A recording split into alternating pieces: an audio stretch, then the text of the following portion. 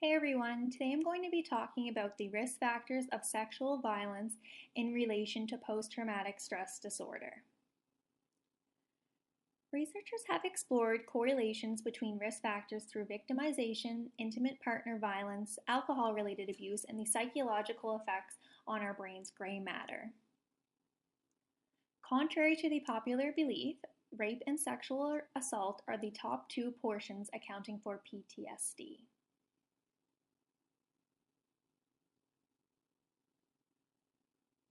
In many cases, researchers explored and concluded that avoidance behavior of a traumatic event is a potent symptom of PTSD. Shame and guilt are intertwined with avoidance symptoms of PTSD, as many victims experience these feelings after being sexually assaulted. These maladaptive feelings and avoidance behaviors can continue on in later adulthood. This leaves individuals posing at a higher risk to becoming involved in abusive relationships in their later life.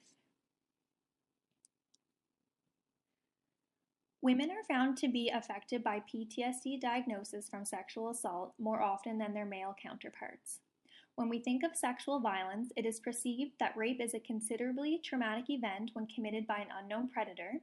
However, sexual assault within intimate relationships are also equally as destructive.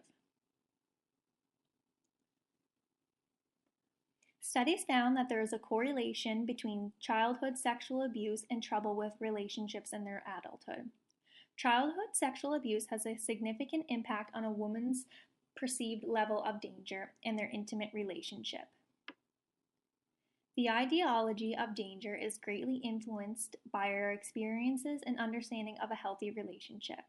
Being sexually abused as a child blinds our perception of a healthy relationship and elicits a more vulnerable attitude. Alcohol-related sexual violence can contribute to higher levels of guilt, poor coping, and less likelihood of disclosure, which in turn can cause many victims to have feelings of self-blame. With high prevalence of self-blame, researchers have discovered that there is a negative correlation with gray matter volume in the brain. Through their observation in victims, they could see the brain activity when recalling traumatic events. When recalling these traumatic events, feelings of self-blame, researchers can visually see the decrease in gray matter in the brain.